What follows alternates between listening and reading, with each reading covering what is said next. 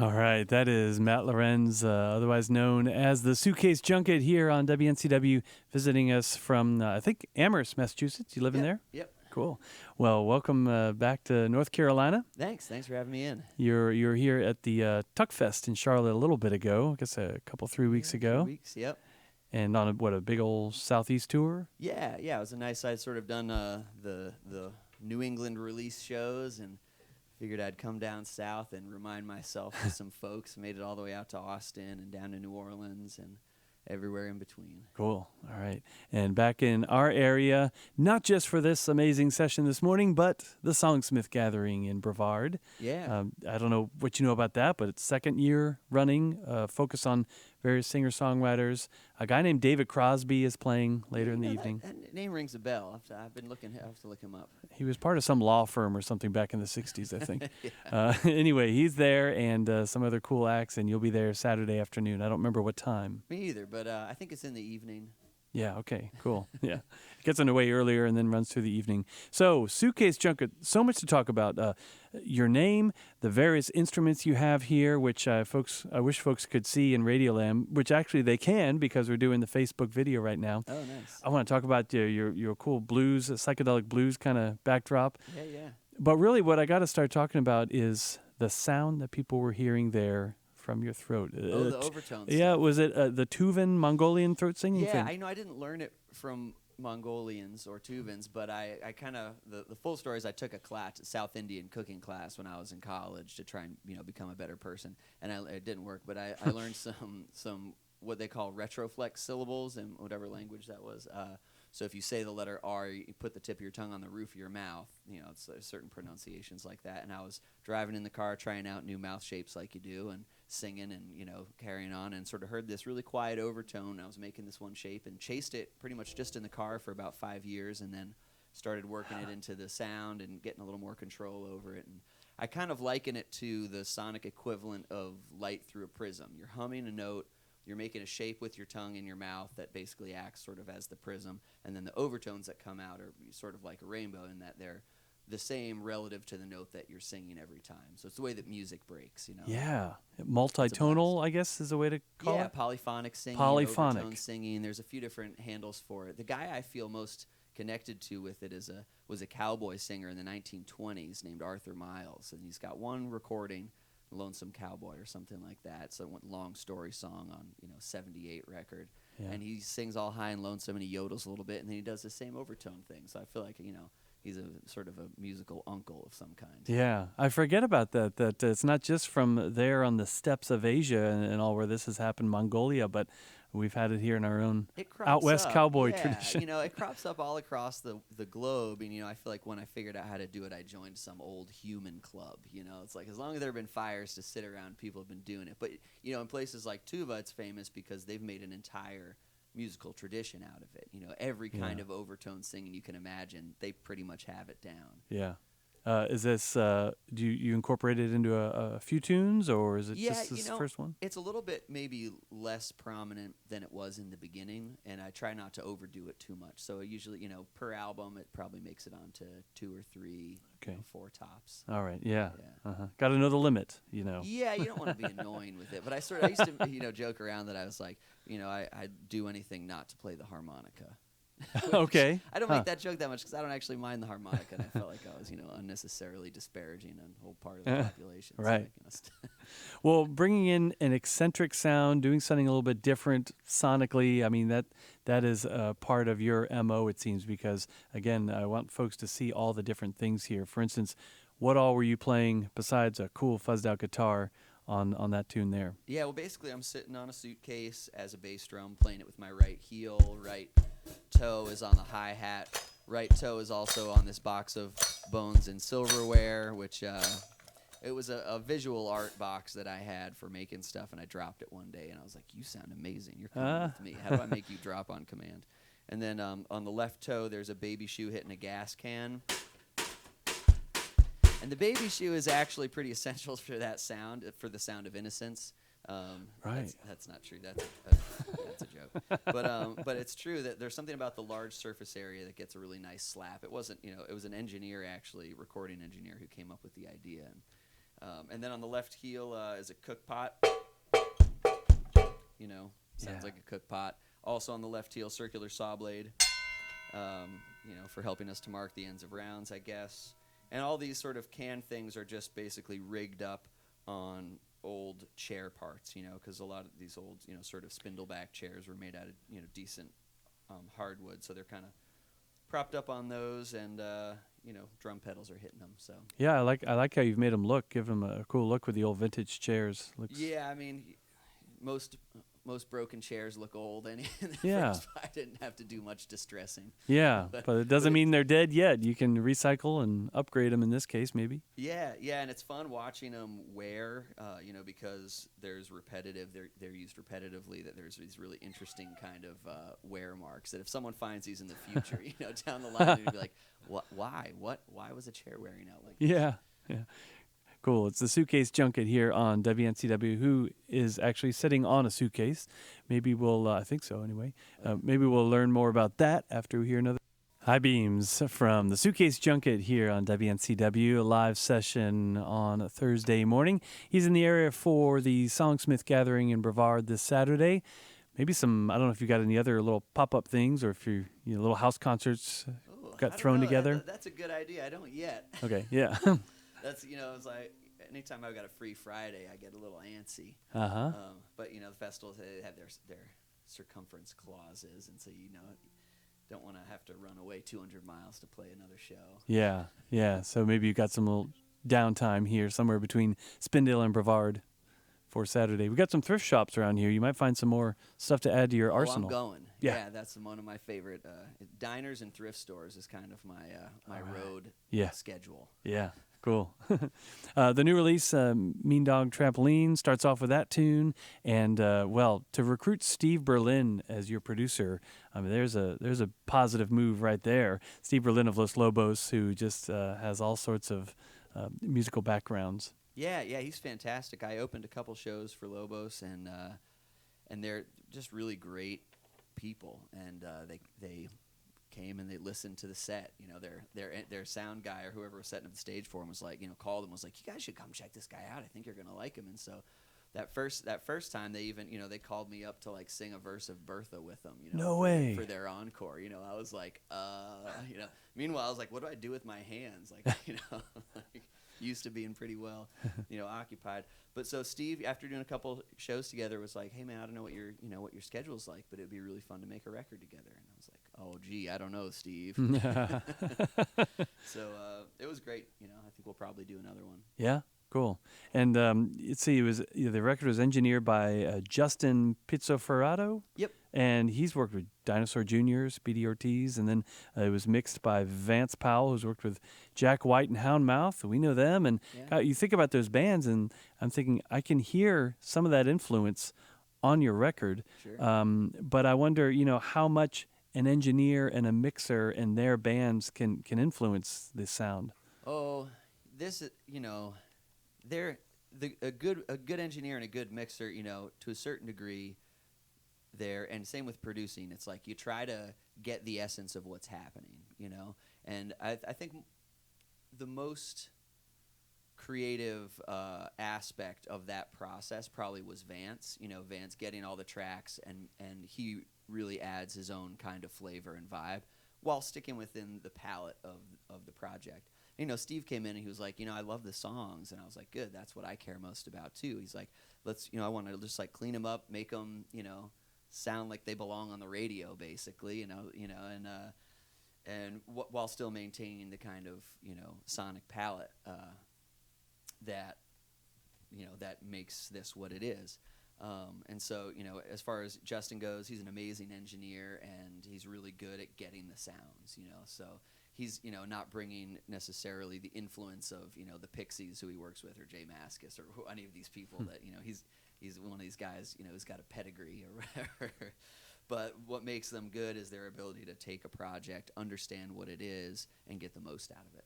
Yeah. So he did kind of the recording of the individual parts, that part of engineering. Yep. Yeah, just catching every sound and making sure the sound is captured with fidelity. Yeah. And then the mixer kind of took all the different recordings, the tracks within each track or song, and blended them in the way that worked best. Yeah, yeah, and that sort of, working with Vance was interesting because oftentimes you'll get, and I have no complaints about this, you'll have someone who's mixing your album who basically sets levels, maybe a little compression on this track or that track or something. And Vance really, he's a gearhead, and so he's like, what does it sound like if we, crank the saw blade through this, Blorgifier or whatever. I'm not a gearhead. I don't think that's a real thing. But, so it was really interesting to be there for that mix session too. And yeah. Cool. Yeah, you saw it happening. You were there, part of it, to witness it happening. It was great, yeah. And, for this, I've been doing, as you can tell, I have a hard time letting other people do things. And so the past 5 years has been a process of letting other people in and, letting other people do things for me, like getting booking and getting management and a label and that sort of thing, which has been fantastic. But a process in giving up control. And the same with having Steve come in and produce. I was like, I tried to be a little bit more hands-off than I normally am. It was, kind of hard. And I think at a certain point, Steve was like, come on, fight with me a little bit, or something like that. Okay. And I was sort of gave him song choice and really was just trying to learn and see what he would do with this pile of crap. Yeah. And so it's on Signature Sounds. It was recorded where? Sohn Lab in East Hampton. That's Justin's studio. Okay. Yeah. Cool. Yeah, that's pretty much right near East Hampton, Massachusetts. It's right near where I live. And when I was talking to Steve about it, he was like, I don't care where we record as long as it's good. And then I get to pick where we mix. And so that was all right. Came out and spent a few days, and yeah. Great. All right. Suitcase Junket here live on WNCW. Let's hear another tune with, I don't know what you're going to employ on this one. This one is called Scattered Notes from a First-Time Homebuyer's Workshop. Bit of a mouthful of a title, but that's literally what it is, and so that's what it's called. All right, that is Suitcase Junket on WNCW, and another tune from his new one, Mean Dog Trampoline. In fact, the title of the album comes from a line in that song. Whole bunch of interesting lines in that one. Yeah. Well, that was one of these, as you can tell, I don't like to see things go to waste. Yeah. And I had taken a first-time homebuyer's workshop. I had apparently taken some notes, which were completely incomprehensible when I found them sometime later. But, I didn't want to get rid of them. And also, I like finding different ways to hatch songs. It helps sort of, if you ever have writer's block, to have a few different keys to the door or whatever the metaphor is, And so that one, I was like, I think I could sculpt this into a tune. And Mean Dogs and Trampolines are two things insurance companies hate, which is why they made it into the song. Trampolines I get, but I really don't think there's such a thing as like a mean dog. Like it's certainly not breed-wise, right? I mean, there's mean people who raise dogs. That happens, and that's my one political stance I make. It's pro-dog. Okay. Yeah, well, safe. you made perhaps another political stance. It sounds like you're saying all insurance companies are bad. Well, geez, maybe I hadn't thought of it that way, but I'm gonna have to punt on that one. Okay. All right. I won't probe any further. Just a questionable policy, I would say. Yes. Okay. All right. I heard mention of a little town in Massachusetts, Chicopee. There's I've been there. Have you? Yeah, I have. That's funny. So it's actually, I think it's the only town name except for, I guess I put New York City in one. That's not really a town. I don't really put towns or cities in songs very often, and that one just came up because there was apparently in the workshop there was some program in Chicopee. So the lady asked, "Is there any interest in Chicopee?" And there were crickets. Yeah. Exactly. Nothing against Chicopee. It just happened to be there's no one buying there. Yeah. Well, it's a good New England focus on a lot of your stuff, and you're native of Cavendish, Vermont? Yeah, same town as Phineas Gage. Okay, all right. I don't know if you know who Phineas Gage is. More crickets. Yeah, Yeah, no, he's I don't. the guy who back in the 1800s was like tamping. He's famous in the neuroscience world because he was like working on the railroad. Something blew up, the rod went through his skull, and he lived, but it totally changed his personality. Yeah. He's the only other person from Cavendish that anyone knows. And Really? not that And that's how they know him. Well, as we'd say here, bless his heart. Yeah, I love that And saying. his head. So double-edged. Yeah, exactly. But so, all right, so now you're in Amherst, Massachusetts, and you went to Hampshire College. I did. Some folks, especially maybe some folks in the Asheville area and other parts of the WNCW area, they might be familiar with Hampshire College. Pretty interesting college. You make your own major. Yep. That's a big part of it. I almost went because I was interested in majoring in ultimate frisbee. Yeah, that you could have done that as long as you were able to eloquently describe some, like, I don't know, sociological aspect of it, or justify your your mental existence. Yeah, yeah. And it sounds like that really helped form what you do because you majored in music and adaptive instrument design. Yeah, I was really into improvised music back then. I was playing a lot of saxophone, kind of burned out on it, in the sort of jazz improvised world, experimental composition, these sort of graphic scores, and the adaptive instrument design started with a project I did my first year there with an old studio drummer named Richie Lepore, who he drummed with Elvis and Bette Midler, and he was like an LA studio drummer back in the day. And he was teaching at Hart School of Music, and he had this a sort of long, protracted health fiasco that ended with him having his right leg amputated above the knee, about 6 inches above the knee. And he just came to this adaptive design class that I was taking at the Lemelson Center, which is this amazing fabrication workshop and sort of grant program to help adaptive design flourish. And he just was looking for a way to still be able to play his drums, to teach lessons. He wasn't, he's not out gigging. It's not looking for something crazy. So we built him a little stool with a pretty simple pulley system that he nicknamed the Stump Thumper, which was pretty accurate. Yeah.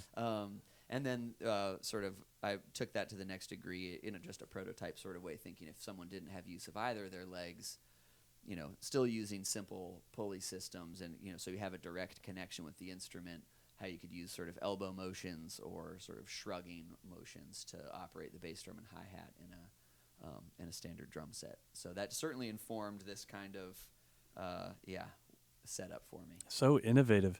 I get the idea that your brain is just constantly thinking of new things, new ideas, thinking outside the box, and that maybe that kind of translates to some of this, what seems to be a whole lot of energy and stamina for you to do a whole set. Whether it's Songsmith Saturday, you're doing as long of a set as you usually do when you're doing a whole show of your own, but it takes a lot of drive.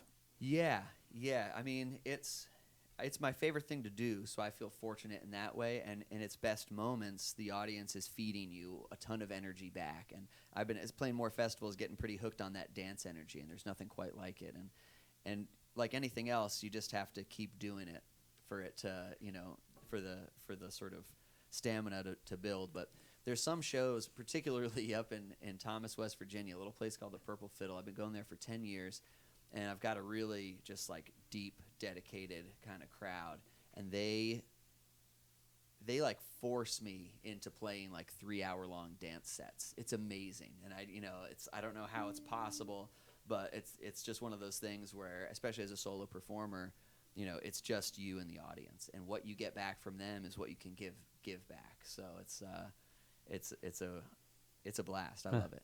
So you were joking, quasi-joking maybe earlier, about how being a one-man act is kind of like comes from someone with control issues. Not so much like, how can I push myself or I'm, ADD or something. I need to always be fidgety. But it's like, oh no, you just don't want to rely on other people to play the integral key parts of your performance. But actually, you're talking about sharing a lot of the experience with the audience, relying on them. Yeah, I would say that, that's more of a joke. It's more the former. It's more that pushing the boundaries of my skills, wanting to be on the edge of what is possible and finding those sort of, because when you mess up is sort of the most exciting time. And so I'm always trying to, in a performance, get right to the edge so that a mess up could turn into some cool new idea. And I've been in bands and, I'm not a control freak. Actually, quite the opposite. I'm more of like a democratic to a fault, And so I'm hoping at some point to lead a band again and be a little bit more intentional about it. But for now, I there's more ways to make sound, Yeah. So yeah, great. I'm going to keep pushing the solo thing without loops or backing tracks, because I'm sort of a bit of a Luddite in terms of that. Or maybe I just don't trust that I could do it tastefully. I'm not really sure. Yeah, it's come a long way the last few years. There's some artists doing a pretty good job, but I find it daunting as too. It's a whole other instrument is the thing, right. And that might be another part of it that I'm just unwilling to take the time to put into it to do it well. But yeah. Is Matt Lorenz, the Suitcase Junket. He's sitting on his suitcase and playing bass drum with it.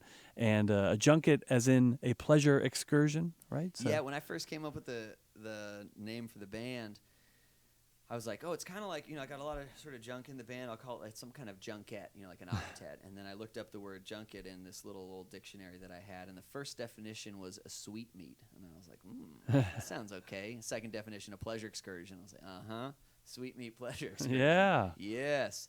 And then it was just a matter of figuring out what kind of junket I was on, and I was, collecting a lot of old suitcases at the time. I had sort of become an old suitcase magnet. It seemed like I couldn't walk down the street with one, like not hanging off of my leg.